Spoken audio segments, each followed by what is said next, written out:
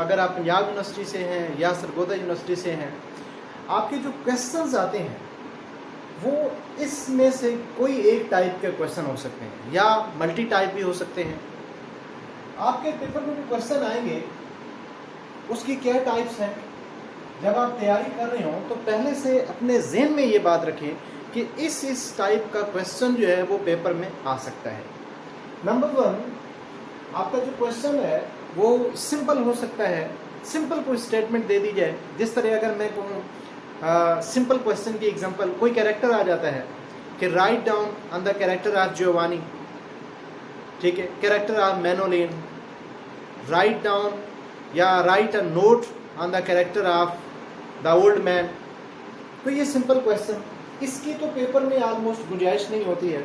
बहुत कम चांसेस होते हैं कि कोई सिंपल क्वेश्चन, कोई सिंपल कैरेक्टर आ जाए, कोई सिंपल क्वेश्चन आए।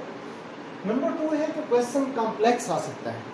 अब कॉम्प्लेक्स क्वेश्चन है या वो क्रिटिकल क्वेश्चन है या स्ट्रेट फॉरवर्ड क्वेश्चन है, सिंपल क्वेश्चन है, आएगा तो आपके सिलेबस में से। अब आपने उसमें से जज करना है कि ये कौन सा क्वेश्चन मुझसे पूछ रहा है और मैंने इसको कैसे अटैम्प्ट करना है। अगर सिंपल क्वेश्चन है तो आप सिंपली जो है, जो शॉर्ट स्टोरी है तो आप उसको सिंपली लिखेंगे।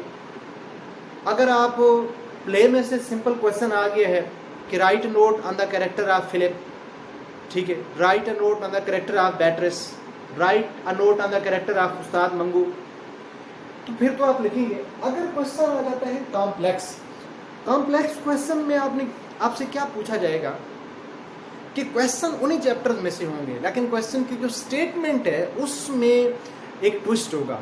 फॉर एग्जांपल, हमने एक क्वेश्चन लिखा था कि poison works into the system of Giovanni, या poison works into Giovanni system surely but slowly discuss.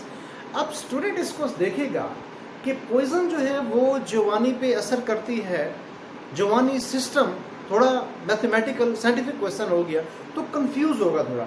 हालांकि अगर इस क्वेश्चन को देखा जाए तो इसके मीनिंग्स क्या है कि पॉइजन का जो है जियोवानी पे क्या असर होता है, और वो खुद अपनी आंखों से देख रहा होता है और फील कर रहा होता है कि किस तरह बैट्रिस जो है वो पॉइजनस हो चुकी है, कितनी फैटल हो चुकी है और उसकी अपनी ज़िंदगी जो है वो रिस्क पे लग चुकी थी।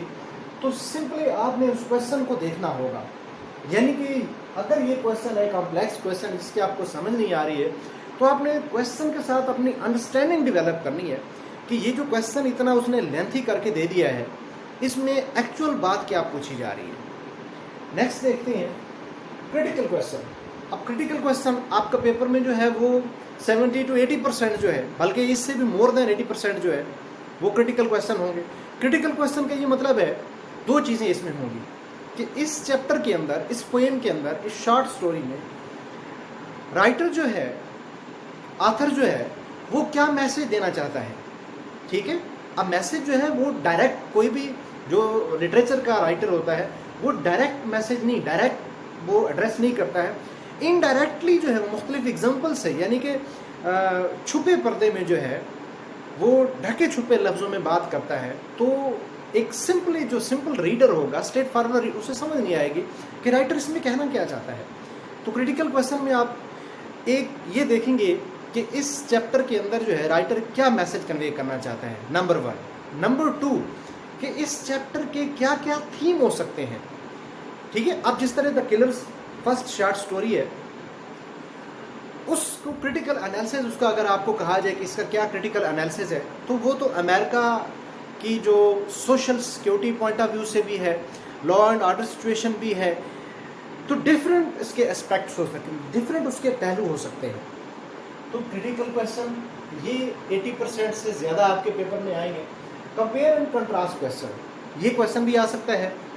जिस तरह अब एक क्वेश्चन हमने डिस्कस किया था कि compare and contrast the character of uncle James and Philip.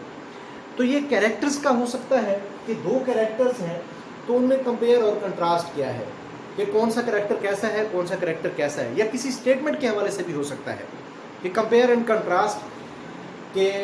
अब जिस तरह किलर्स जो है, अब देखें इसमें भी एक पॉइंट है कि किलर स्टोरी जिस एज में लिखी गई, ठीक है, और आज को देखा जाए तो compare and contrast the situation prevailed in USA regarding this story, कि इस स्टोरी को जहन में रखते हुए जो मौजूदा सूरत हाल है आप उसको कंपेयर और कंट्रास्ट करें, ऐसे भी हो सकता है।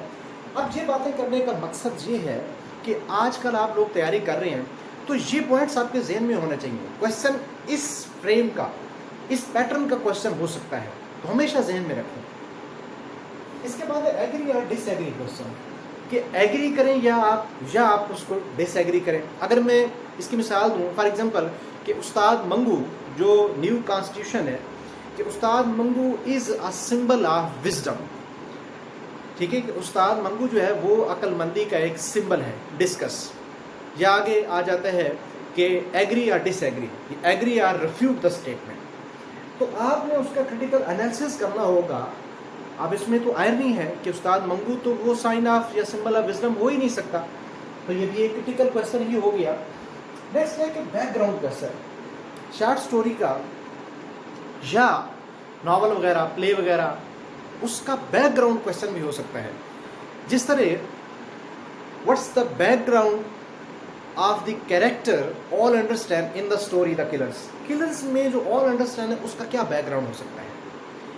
अब इसको अगर क्रिटिकली देखा जाए तो ऑल अंडरस्टैंड जो है वो राइटर अर्नेस्ट हेमिंग्वे को रिप्रेजेंट करता है, या ओल्ड मैन जो है उसको देखा जाए तो वो भी किसी हद तक to some extent represents the character of the writer, वो भी राइटर के कैरेक्टर को डिस्कस करता है। तो ये इस तरह बैकग्राउंड क्वेश्चन भी हो सकता है। या what's the background of the story the killers, killers का बैकग्राउंड क्या है। तो ये तो अमेरिका न्यू जर्सी स्टेट जो है उसकी सोशल सिक्योरिटी या लॉ एंड ऑर्डर सिचुएशन को रिप्रेजेंट करता है, तो इस तरह भी क्वेश्चन हो सकता है। इंफॉर्मेटिव क्वेश्चन भी हो सकता है जो कि बहुत कम आपके पेपर में आएगा, कि ये पर्सनल क्वेश्चन हो सकता है, यानी किसी चैप्टर के बारे में इंफॉर्मेशन क्या है, फैक्चुअल डिस्कशन, फैक्ट्स को डिस्कस करना होगा, तो ये बहुत कम जो है वो हो सकता है। तो ये कुछ इम्पॉर्टेंट पॉइंट्स हैं हमने डिस्कस किए हैं डियर स्टूडेंट्स। तो आज ये डिस्कस करने का फ़ायदा और इसकी अहमियत ये है कि आजकल आप तैयारी कर रहे हैं अपने पेपर की, जिस भी चैप्टर को, जिस भी पॉइंट को आप पढ़ रहे हैं, तो ज़रा इस नज़र से आप देखा करें, ठीक है। ये ऐनक लगा के देखें कि इस तरह क्वेश्चन आ सकता है। अगर आप मेंटली पहले से प्रिपेयर होंगे तो फिर आपको प्रॉब्लम क्रिएट नहीं होगी। आपको पहले से पता है कि इस तरह के क्वेश्चन जो पेपर में आ सकते हैं, तो फिर आपको स्ट्रेंजनेस जो है, अजनबियत जो है, पेपर से आप ऑलरेडी फैमिलियर होंगे। तो आप कमेंट करें जो भी आपके प्रॉब्लम्स हैं। अल्लाह हाफिज़, मिलते हैं नेक्स्ट लेक्चर में। Thank you so much.